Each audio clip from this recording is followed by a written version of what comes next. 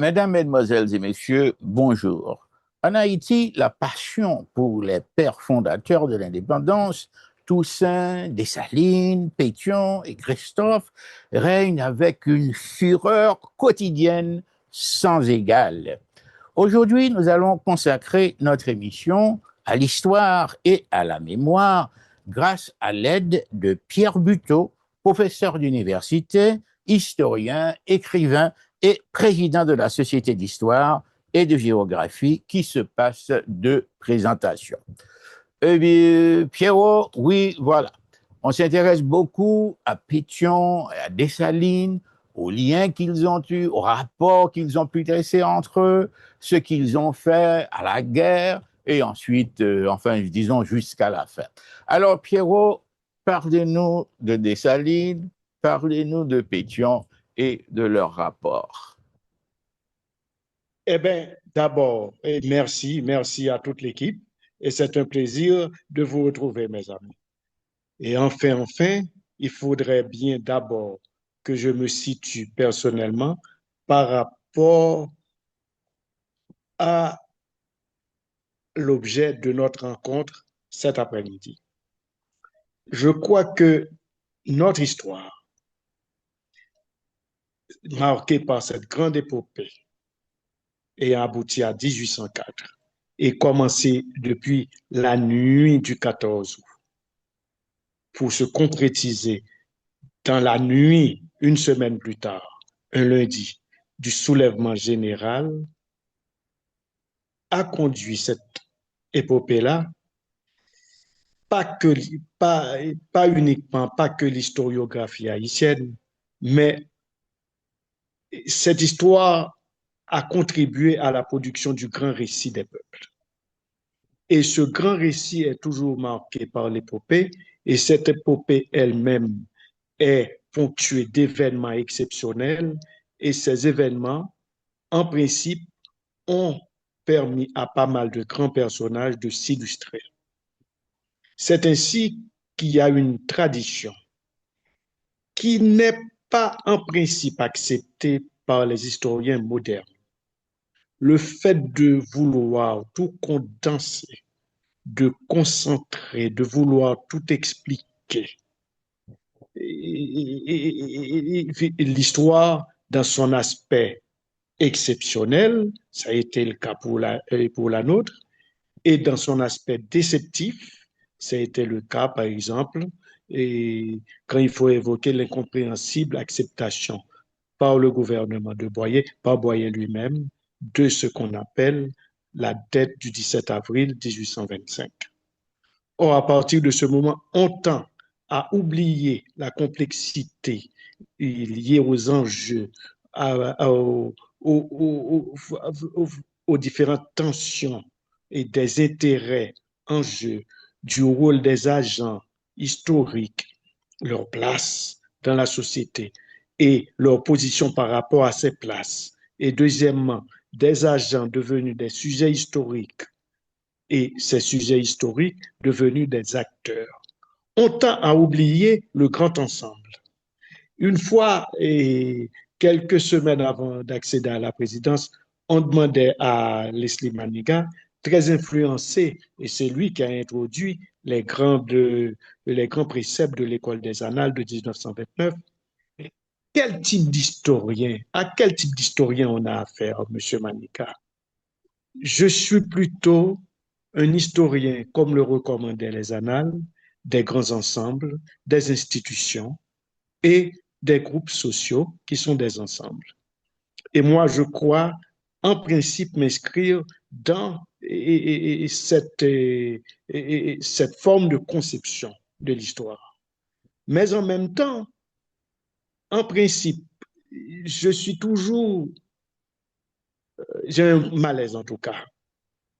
Quel malaise, c'est de constater comment, dans la tradition historiographique haïtienne, mais aussi dans le comportement aussi des, de la mémoire collective, des agents de la mémoire collective, des porteurs du discours ordinaire, comment ils tendent toujours à hominiser les grands actes historiques, les grands moments historiques. Et hominisation signifie en principe, insistant sur des personnages, et puis qui conduit à une sorte de culpabilisation hâtive souvent.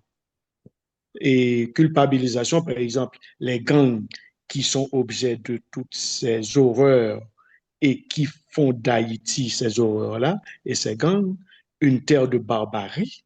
Ça va, je ne peux pas expliquer cette barbarie à partir de chef de gang, mais il y a quelque chose qui se passe dans la société et il convient pour l'historien, non pas de traquer des histoires et des mystères, non pas de culpabiliser et de condamner, ça conduit souvent au totalitarisme, mais de comprendre. Et là, malgré tout, malgré cet attachement aux grands ensembles, aux institutions, il faut admettre que certains personnages historiques, ça va, ce que Hegel nommait, qui avait justement aussi des objections par rapport à cette tendance qui se généralise et qui s'est généralisée à travers toute l'évolution de notre écriture historique.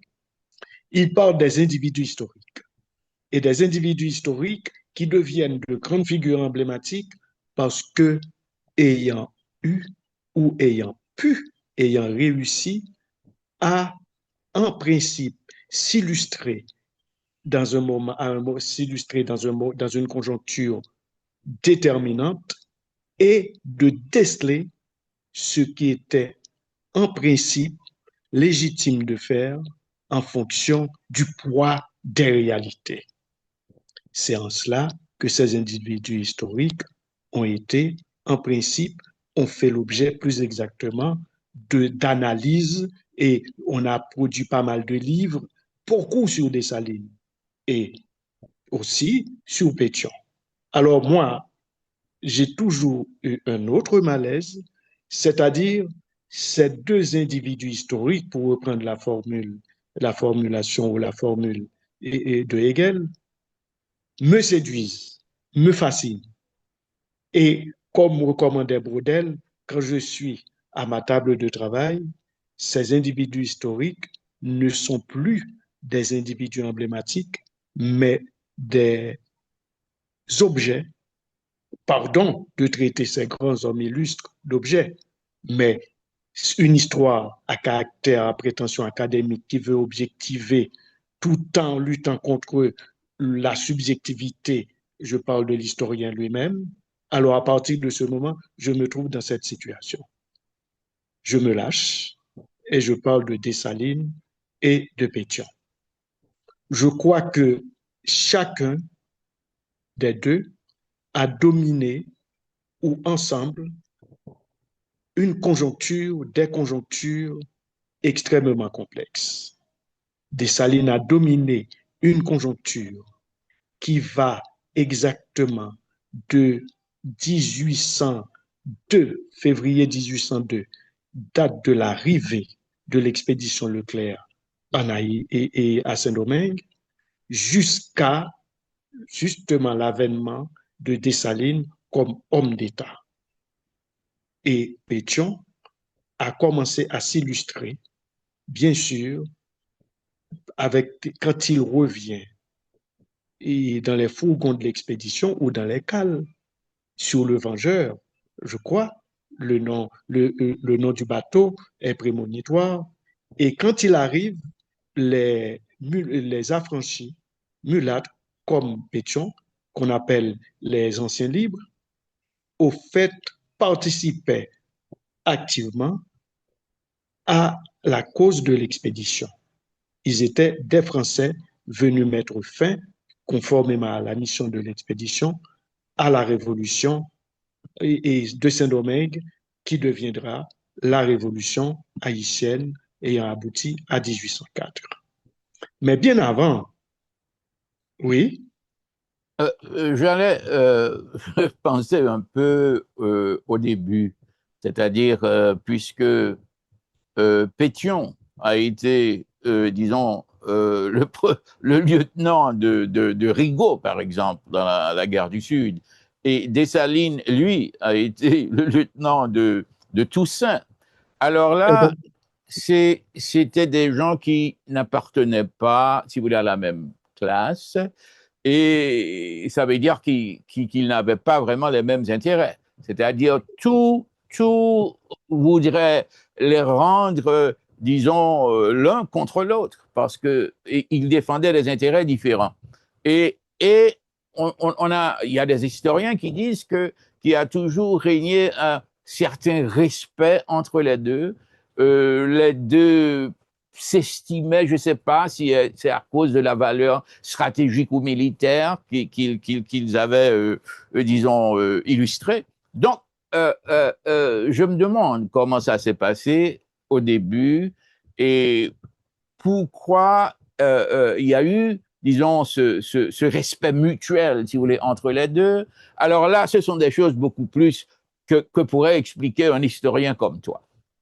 Eh bien, c'est flatteur pour moi. Et puis justement, j'allais ouvrir sur cet ensemble de considérations et je crois qu'il est assez pertinent de questionner leur parcours respectif. Bien sûr. Dessalines a été esclave. Dessalines serait né, selon certains biographes, mais pas trop certains, puisque l'esclave n'a pas d'état civil, et c'est pourquoi on est toujours assez étonné d'entendre que Dessalines serait né un 20 septembre 1757. C'est assez, ou 58, c'est assez bizarre. Et Fouchard, qui est un historien, fondamentalement un historien, est l'un des plus grands spécialistes du marronnage et qui a produit plusieurs textes et qui a su, en principe, respecter les règles et les lois déterminées par l'ancienne histoire, l'histoire et de Seigneur Boss, les règles de l'histoire méthodique. Tous n'avancent jamais que Dessalines est né une date de naissance, il n'a jamais fait ça, mais il avance, serait né un 20 septembre. Parce qu'un esclave n'a pas d'acte d'état civil, comme eu à le signaler dans un article resté célèbre de l'oncle Jean Price Mars. Or, à partir de ce moment, un esclave impétueux, fougueux, et plus tard, Dessalines devient libre. Dessalines n'est pas né libre, n'a jamais été libre comme l'a été Christophe, n'a jamais été affranchi, noir comme l'a été Christophe, comme l'a été Toussaint à partir de sa trentaine, mais c'est la Révolution qui lui a conféré la liberté. Il est devenu libre, un être humain, une personne, et comme toute personne, une personne humaine, dans la nuit du 22 au 23 août 1791. Et à partir de ce moment, en principe, très jeune, et après la mort du grand Boukman, le grand et dirigeant de la Révolution, ce 7 novembre 1791, eh bien, la direction éclate, mais le mouvement continue, accusant un certain recul. Biassou est dans, Georges Biassou est dans un camp et porte l'étendard de la Révolution, Jean-François tout autant, mais les deux ne sont pas en principe soumis à une direction unique qui serait comme a été à l'image de Boukman. Et enfin, il y a eu Jeannot le Cruel, qui sera d'ailleurs exécuté par Biassou. Et c'est dans ce camp qu'on retrouve Toussaint et que Toussaint retrouve Dessalines. Est-ce qu'il s'était abouché?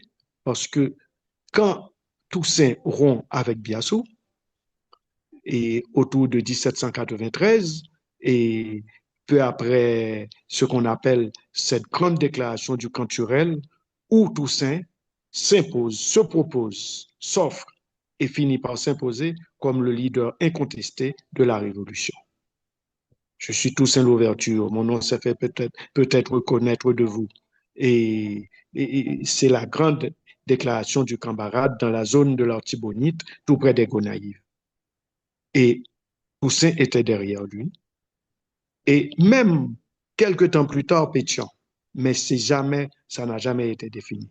Peut-être que c'est là qu'ils ont noué, pas l'amitié, mais leur première relation et je parle de Pétion et des Salines. Mais rien de bien certain puisqu'on n'a pas de texte pour corroborer de telles assertions. Je crois que Dantidi fait bouler et quand Pétion rompt à l'ouverture, c'est lors du discours à la cathédrale.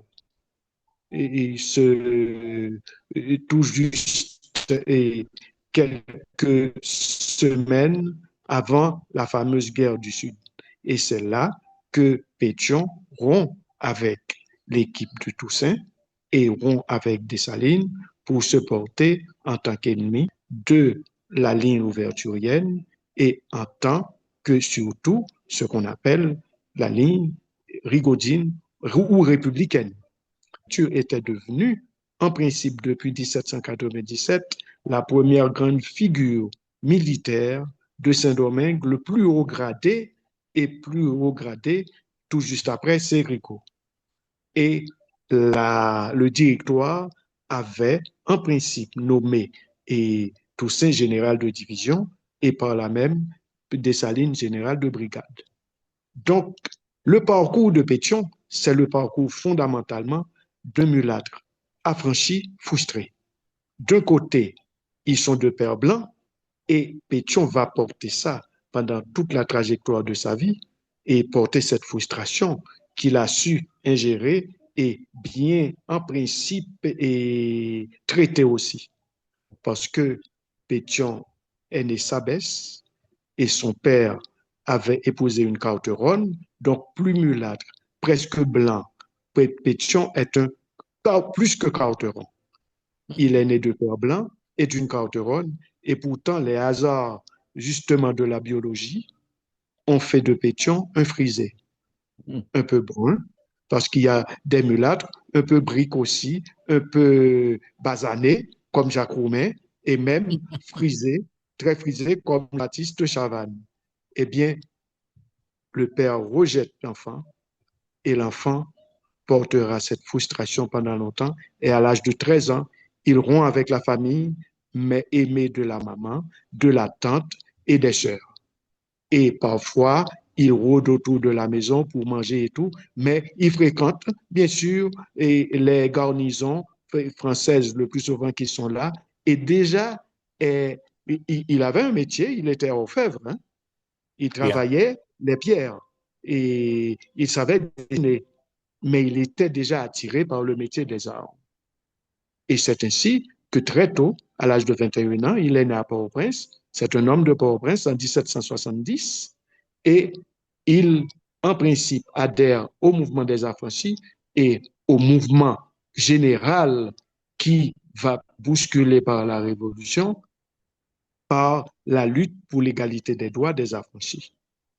Et il s'illustre lors de la grande bataille des Confédérés, où, après la mort de Jean-Baptiste Chavannes, tous s'étaient retrouvés et une unité que n'avait pas su obtenir obtenir Auger Chavannes, et finalement cette unité, et c'est pourquoi c'est le mouvement des Confédérés, aboutit à des victoires exceptionnelles et la carrière et politique et militaire de Pétion commence. Et déjà, Pétion montre témoin d'une certaine sensibilité sociale. Il paraît être conscient du fait esclave. Il paraît être conscient du fait de ses écorchures, peut-être de ses blessures familiales et sociales, parce que le mulâtre était tout aussi détesté ou brimé par les Blancs que ne l'ont été les esclaves. Oui, toujours Alors, à partir condamné à être subalterne. subalternes. C'est Ouais. des subalternes, comme, et pour reprendre ce terme, qui est très fréquent dans le lexique anglo-saxon. Et à partir de ce moment, Pétion fait sa route. Et en 1799, en juin 1799, lors des premiers affrontements, chocs entre l'armée et de l'Ouest, le cordon de l'Ouest, C'est ainsi que qu'on parlait de l'armée de l'ouverture de par sa position stratégique qui connectait par l'Artibonite le nord et au sud. Et alors, cette guerre maintenant va opposer l'armée des anciens et libres à l'armée des nouveaux libres. Je crois qu'il y a le père Cabon, et noté aussi par Étienne Charlier. Pour cette ouverture, c'était un maître. Hein. Avec le recul, on peut questionner sa trajectoire, on peut questionner sa ligne idéologique, son aspect d'ancien régime, mais c'était un maître, un homme politique. Et une première qualité dans cet homme politique, c'est le don d'observation, un don aigu, de l'observation aiguë et d'une lecture pertinente des individus. Le mot d'ordre était, lors des premiers chocs, ne m'apportez pas Pétion vivant. Attention à lui. Il ne savait pas de quoi il parlait, sans doute, mais déjà, sa lecture lui renvoyait une image de Pétion qui indiquait que c'était un homme avec lequel il fallait compter et de ne pas l'avoir comme ennemi. Eh bien, cette trajectoire finit par la chute, par la défaite des anciens libres qui ont dû partir pour la France. Et ensuite, il y a eu dans cette guerre du Sud, non sans effet, puisque ça a permis à l'armée de l'ouverture de se familiariser avec l'ensemble géographique et l'ensemble de l'espace géographique de Saint-Domingue. Parce que beaucoup d'entre eux n'avaient jamais, en principe, fréquenté ni et travaillé sur le plan militaire ou comme esclave dans cette zone-là. Eh bien, ils découvrent cette zone. Mais ils découvrent aussi la qualité militaire sur le plan technique des officiers mulâtres. Et au cours de certaines grandes batailles, comme la bataille de Jacmel, mais qui a opposé les affranchis, Dessalines était fasciné par certains officiers mulâtres. Il se disait, si j'avais ces gens dans mes troupes, j'aurais gagné toutes les batailles. Il était très sensible. Déjà, il y a l'idéologie, il y a un traitement de la question de couleur chez Dessalines qu'on retrouvera dans sa doctrine, le dessalinisme, et qui devait construire un collectif, voire inventer un collectif haïtien avec après lequel on court depuis plus de 2 siècles. Eh bien, à partir de ce moment, il y a eu ce grand choc de Miragoâne, où Pétion affrontait, faisait face à Dessalines. C'était l'une des plus grandes batailles de cette guerre du Sud. La deuxième, c'était celle de Jacmel, qui a encore opposé ces deux hommes-là et qui ont appris à se connaître dans l'adversité. Et puis, c'est ces hommes-là qui allaient encore lutter dans l'adversité parce que Pétion prendra du temps et pour se joindre à la Révolution, tout comme l'équipe louverturienne prendra du temps avant de se joindre à la Révolution. Mais entre février 1802 et surtout à partir du 17 février 1802, lors de la fixation de la stratégie de l'encerclement et de l'état-major Leclerc, eh bien, en principe, Pétion était impliqué dans toutes les luttes contre l'armée louverturienne, donc déjà contre l'indépendance. Oui, oui. Alors, j'ai voulu une petite précision là. Il y a eu la guerre du Sud. Il y a eu la guerre du Sud. Et puis, il y a eu ce qu'on a. Je ne sais pas si ça vous dit quelque chose, la guerre des couteaux. Qu'est-ce qu'on peut dire là-dessus? Est-ce que ça faisait partie des affrontements, des luttes qui ont eu lieu au cours de la guerre du Sud, là? Non, absolument pas. C'est bien après. C'est bien C'est bien après la après. défaite de la guerre des couteaux. C'est en novembre 1801. 4 novembre exactement. Et qui Alors, n'a, et qui n'a rien à voir avec les anciens, les anciens libres. Et Pétion est tout à fait étranger à cet événement-là, puisqu'il n'était pas Saint-Domingue. D'accord. Et Mais parce que si, on pourra revenir là-dessus, mais la dernière confrontation où Pétion et Dessalines, toujours dans l'adversité, s'étaient retrouvés, c'était lors de la grande bataille de la Crête à Pierrot, qui a duré près de 20 jours, du 4 au 24 mars. Et cette bataille était extraordinaire. Et Pétion était, en principe, faisait partie des officiers dans une division qui bombardait le, le fort, d'accord, et la crête à Pierrot, qui était un fort, une redoute, donc imprenable et érigée par les Anglais. Et la guerre des couteaux s'est liée surtout au paradoxe que produisait la construction du pouvoir louverturien d'accord, et un d'accord, net désaccord entre le projet louverturien et des revendications de plus en plus ouvertement et paysannes des cultivateurs. Et c'est autre chose. Et malgré cette division-là, les cultivateurs ont été contraints de suivre Toussaint lors de cette grande confrontation avec justement et l'expédition. Mais alors, il y a une anecdote assez intéressante et qui donne un trait de Pétion. Pétion, quand il va prendre le bateau conformément aux directives de l'état-major de Leclerc, et quand il va en principe prendre le bateau, et il demande à un jeune officier, alors Pétion avait un air doux et qui trompait tout le monde, peut-être lui-même aussi. Eh bien, le jeune officier avec une arrogance, parce qu'un métis qui lui disait, et les mulattes qui doivent se joindre à l'expédition, quel bateau et tout. Ah, c'est vous les mulattes là qui nous aident. Oh, oui, oui, vous irez à Madagascar.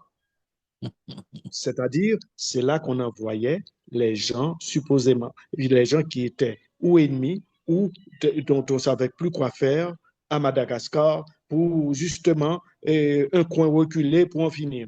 Et d'accord, ils ne d'accord. savaient pas, quelques historiens et des biographes de Pétion, mais d'autres aussi, disaient ce jeune officier ne savait pas à qui il parlait. Et puis, au moment où ils prennent le bateau, et ils se trouvaient sur le Vengeur, et au loin, quand la flotte arrive devant le cap, pas toute la flotte, une partie, celle surtout dirigée par Leclerc, eh bien, Pétion se dit, on aura besoin de nous. Ils auront besoin de nos compétences. C'est pas ce terme qui était à la mode plutôt. Et on donnera du service. Et puis, au loin, quand Christophe a incendié la ville du Cap, mais le bateau était assez loin, mais pas trop loin pour ne pas apercevoir la fumée et tout. Et puis Pétion regarde un camarade et sourit, nous n'irons pas à Madagascar. D'accord. Il était conscient que l'ouverture n'allait pas, en principe, capituler. Voilà. Et de D'accord. cette ainsi que l'histoire va aborder une étape déterminante qui conduira à 1804. Je ne sais pas si jusqu'à présent ça tient la route. Plutôt, écoutez, certains historiens ont mentionné les rencontres qui ont eu lieu entre Pétion et Dessalines et même avant de commencer cette lutte-là, d'entamer cette lutte contre les Français qui allaient venir. On savait qu'ils allaient venir, on savait qu'il y avait une expédition, on savait qu'il y aurait vraiment près de 20 près de 40 000, disons, des soldats qui seraient venus avec eux. Mais on a parlé des rencontres entre non, pardon, entre Dessalines et Pétion. Dessalines qui éprouvait une très, très grande sympathie pour Pétion et qui devait parler à Pétion avant vraiment de prendre une décision pour savoir vraiment où en sont les choses, si Pétion aurait peut-être un peu plus de renseignements, c'est-à-dire qu'il aiderait, lui, Dessalines, à prendre sa décision de rejoindre le camp rebelle, etc., pour combattre les Français. Alors là, je me suis dit, mais ces gens-là appartiennent disons, défendent, si vous voulez, des intérêts qui ne sont pas tout à fait communs, c'est-à-dire dans le passé. Mais maintenant, Dessalines, avant de prendre certaines décisions, on dit qu'il attendait, qu'il voulait parler d'abord à Pétion avant de pouvoir se décider. Est-ce que ça vous dit quelque chose? Ça vous rappelle quelque chose, peut-être? Et moi, je préfère questionner les faits, les événements dans leur déroulé, dans leur déploiement, et ensuite leur aboutissement, et qui détermine souvent, à la place des motivations des mobiles, les décisions de ces grands individus historiques dont parle Hegel. Et ces rencontres dont on parle ont une histoire, et peut-être la plus déterminante parce que, pardon pour cette redondance, qui déterminera tous les événements qui suivront. Voici ce qui s'est passé. Entre la guerre de l'indépendance a connu deux grandes phases. Une première dirigée par les troupes de l'ouverture et dirigée par l'ouverture lui-même, qui va, cette étape-là, de février 1802 jusqu'au 6 mai 1802, mois, date où Toussaint, de façon incompréhensible et qui peut être éclairée par ses limitations politiques et par ce qu'on appelle son incompréhension des enjeux de cette conjoncture qui devait conduire à 1804. Et Toussaint, politiquement en retard par rapport aux enjeux de l'époque, aux impératifs, dirait Lénine ou Maniga, aux impératifs de la conjoncture, fait de manière incompréhensible sa capitulation. Sur le terrain de la chose militaire, depuis la bataille de la Crête-à-Pierrot, les relations, les rapports de force n'étaient pas défavorables à Toussaint, même si l'armée de Toussaint souffrait d'une grave faiblesse de communication. Et ensuite, à partir de la Crête-à-Pierrot, du 24 mars 1802 jusqu'à cette paradoxale capitulation, bien curieuse capitulation, quand Toussaint rentre au Cap pour faire sa soumission, Leclerc était en conseil avec son haut état-major. Et on lui annonce l'arrivée de Toussaint, il déclare nous sommes perdus. Il croyait qu'il était attaqué et que c'était fini. Et puis Toussaint fait sa soumission.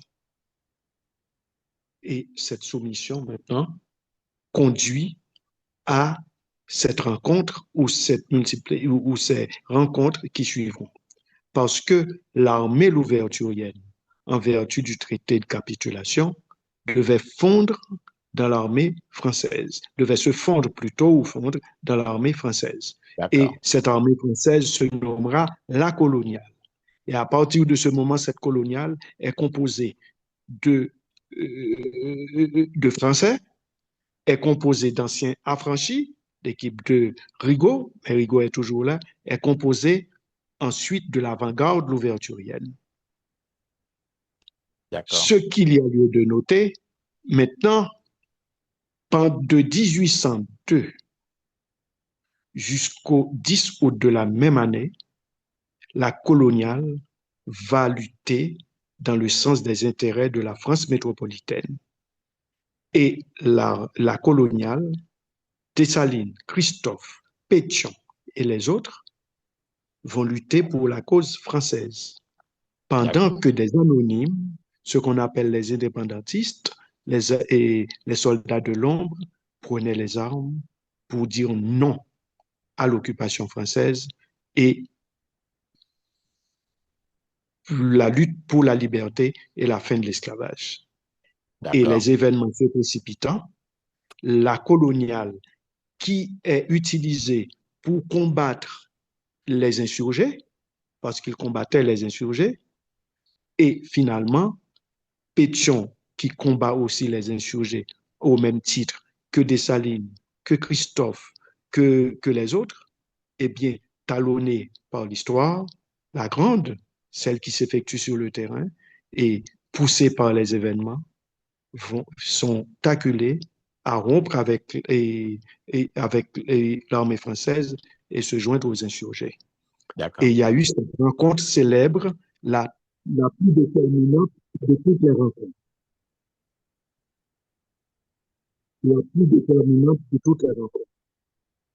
Cette rencontre célèbre a eu lieu exactement à une petite ville à l'entrée du Cap. Ah, bêtement, j'ai oublié, et Plaisance. Joli, non, c'est à Plaisance, Mhm. le 10 août 1802, que Pétion et Dessalines, traquant le fameux Sans Souci, l'une des grandes figures de la Révolution et des indépendantistes, eh bien, jugent le moment de faire l'union et de regrouper toutes les forces indigènes, ce qui allait former l'armée des Incas, puis l'armée des indigènes, l'armée indigène qui donnera l'indépendance. Et il y a eu cette rencontre. Au cours de cette rencontre, je ne sais pas si tu as déjà vu cette très belle gravure de Le Thiers Bien, et le Sénégal des ancêtres. Eh bien, on voit Pétion, on voit Dessalines. Je ne bien sais sûr. pas si Le Thiers a eu vent de cet événement ni de cette rencontre. Et c'est là qu'a eu lieu la célèbre rencontre. Et Franz, je te conjure, du lieu de ton influence, de là où tu es, de faire exactement des démarches, de dire il faut une stèle à Plaisance, cette petite ville de province, pour justement reproduire le serment des ancêtres, mais pour surtout en s'inspirant de ce qui s'est passé. C'est le 2 août, c'est le 10 août 1802 que Pétion et Dessalines se décident à entamer une alliance et à effectuer des démarches pour justement souder cette alliance.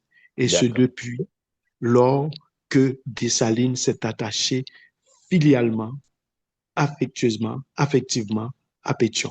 Parce que finalement, Dessalines lui demande, c'était déjà la lutte pour le pouvoir, les ambitions se débrident. Oui, Bien. oui, mais il faut un chef. Et puis Pétion de sourire, mais ça ne peut être que vous, Dessalines, ça ne peut être que vous. Vous avez la capacité, vous êtes le plus ancien général et vous avez le talent qu'il faut. Et puis, ah, viens dans mes bras, mon fils. Et puis, ça a été la grande accolade de l'unité qui conduira à l'indépendance. D'accord. Il y D'accord. aura d'autres rencontres, notamment, si l'on veut, d'abord, Pétion, très vite, effectue des démarches, multiplie les démarches, les négociations avec les indépendantistes, mais encore avec ses frères de sang et les Geffrards et tous pour faire admettre l'autorité du commandante et du leader Maximo que sera Dessalines. De ça. Et finalement, là, Dessalines n'a jamais oublié ce travail-là. Et Pétion est dans tout, s'implique dans tout. Et la dernière fois, et la toute dernière fois qu'ils combattent ensemble, mais plus dans l'adversité, ça va être lors de la grande bataille de Port-au-Prince en octobre 1803. Mhm. L'avant-dernière bataille qui précède Vertières. Et Vertu. là, ça a été une bataille formidable. Les deux, en tenant compte de leurs spécificités, multipliaient des actes d'héroïsme et d'intelligence militaire pour prendre, porter les troupes françaises à capituler, qui étaient dirigées par le commandant Lavalette, à capituler. Et la capitulation suivra grâce justement à cette complicité qui existait entre ces deux hommes, mais grâce à la vaillance des troupes. Ils Bien n'étaient sûr. pas tout seuls. Bien Voilà. sûr. bien sûr. Bon, Pierre, nous passons à autre chose. On parle de Dessalines qui aurait voulu que Pétion devienne son gendre, etc., etc. Qu'est-ce qu'on peut dire là-dessus? Eh bien, Est-ce je que- crois que l'inimitié entre Pétion et Dessalines, justement, tire ses origines de cette triste affaire. Au fait, Dessalines, c'est la pluie. Mhm. Mhm. Dessalines, obnubilé, avec raison. Et c'est pourquoi les gens qui disent que Dessalines n'était pas préparé et tout, c'était un homme d'une grande vision. Une vision qui dépassait l'étroitesse de ces 27 750 km² Bien, et qui a inspiré pas mal de gens. Dessalines est l'inventeur du collectif haïtien. Il a, cela n'a pas abouti. Mais le dessalinisme, c'est une doctrine du collectif national haïtien. Et fort de cette doctrine, Dessalines avait des instruments au niveau stratégique pour porter ce projet. Et pour lui, l'unité entre mulâtres et noirs était absolument nécessaire pour conduire ce projet d'un collectif haïtien et raffermir l'indépendance politique. Et Dessalines, là, c'est son aspect, et si l'on veut, d'ancien régime et aussi de figure antique.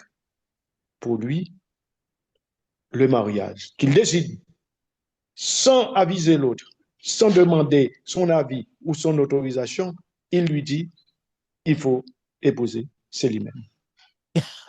Et Pétion, qui était assez séduisant et qui avait connu des déboires du fait de son statut de mulâtre, et qui aussi vivait avec une femme, et qui connaissait l'histoire de Célimène, mais tout à fait, que Dessalines ignorait. Célimène avait, en principe, c'était amouraché du jeune Chancy, un proche de Toussaint Louverture. Et mhm, Dessalines avait un problème particulier avec Toussaint Louverture. Je ne me limiterai pas à une hominisation de cette relation assez particulière, mais il y avait un problème qui, en principe, ne fonctionnait plus. Il y avait une rupture, dirait-on, entre Toussaint et Dessalines. On ne sait pas comment, justement, il faut conjecturer. bien Mais, sûr.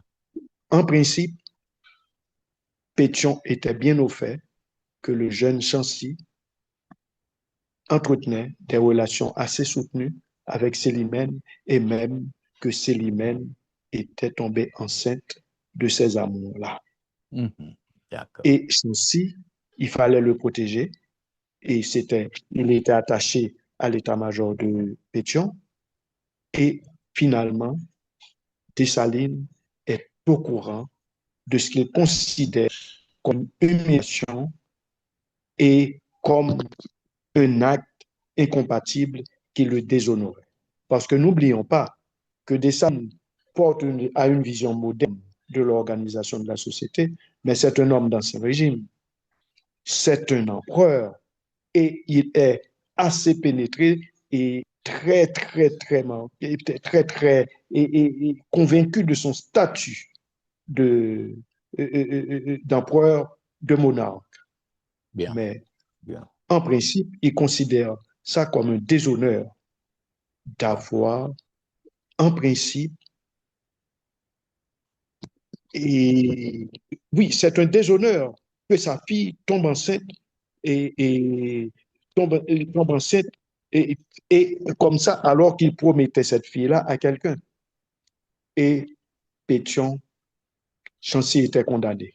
Chancy était condamné parce que Chancy, justement, Dessalines allait procéder à son arrestation. Et il allait souffrir. Et Pétion, qui aimait beaucoup Chancy, qui l'affectionnait, lui a donné le pistolet On ne disait pas pistolet à l'époque, le revolver, on ne disait pas ça non plus. Eh bien, qui lui, qui devait, en principe, épargner à ce pauvre Chancy les safres de supplice et tout. Ça a été une grande douleur pour Pétion. Bien Et sûr, je crois que bien sûr. l'inimitié est sortie de là, mais encore aussi des actes qui suivront de Dessalines qui se sentait de plus en plus, en principe, isolé par rapport à la population, par rapport, il n'était pas trop, il y avait un malaise, il était angoissé. Et je crois que Voilà. c'est ce qui met un terme à cette relation assez particulière, comme toute relation, entre ces deux grandes figures historiques. Eh bien, Pierre Buteau, j'ai beaucoup appris là au cours de cette Moi rencontre-là. aussi, moi aussi. Et bien sûr, il y a beaucoup de gens qui vous écoutent et bien sûr qui vont être tout à fait satisfaits parce que ils ont tous cette passion, si vous voulez, de parler des pères fondateurs et surtout des rapports qui ont existé, si vous voulez, entre eux. Et vous venez justement de nous faire un très, très, très beau discours avec beaucoup d'explications, beaucoup d'éclaircissements, ce qui nous ravit vraiment. Vous allez vous préparer pour nous dire le mot de la fin, mais avant de continuer, j'invite enfin, tous les gens là qui nous entendent, je leur demande de s'abonner à la chaîne si ce n'est pas encore fait. Activez la cloche pour ne pas manquer nos prochaines émissions. Je vous prie de les envoyer aussi à vos amis. Et puis, n'oubliez pas de nous envoyer des commentaires. Je serai très heureux de vous répondre. Merci. Pierre Buteau, c'est le mot de la fin. Le mot de la fin est le suivant, et qui est lié aux différents éléments de l'introduction et qui avait ouvert justement le débat. Je dirais que les grands hommes existent, ont un poids dans le cours des événements en ce qui a trait à leur orientation, mais les grands hommes ne sont pas tout. Les grands hommes passent, les conjonctures restent. Et je crois que chacune de ces deux figures a dominé une conjoncture assez complexe. Dessalines, la révolution, parce que cette révolution a connu deux alliances. L'alliance de la liberté, où l'avant-garde d'ouverturien s'était lié fortement aux masses des cultivateurs. Et une deuxième alliance. Cette alliance, la première, a conduit à la liberté générale, une étape déterminante dans l'histoire de la Révolution, un de ses objectifs majeurs. Et la deuxième, c'était l'Alliance pour l'indépendance qu'ont illustré ces deux grandes figures. Et surtout à cette grande rencontre du 10 août 1802 et sur qui attend toujours son monument. Et voilà. Et deuxième, Bon, je considère Pétion comme le plus grand lecteur de la conjoncture de cette guerre de l'indépendance et de la conjoncture qui aboutira à l'avènement de la République, cette République qui aujourd'hui est pratiquement effondrée. bon, d'accord. Pierre Buteau, beaucoup de remerciements. J'espère qu'on va pouvoir se revoir. Hein. D'accord. En tout cas, J'espère vivement et je merci, remercie toute l'équipe. merci, Merci à toute merci. l'équipe. C'est ça, nous avons assez appris. Nous avons beaucoup appris aujourd'hui. Voilà, merci et à bientôt, j'espère. À très bientôt et merci encore, D'accord, Hans. d'accord.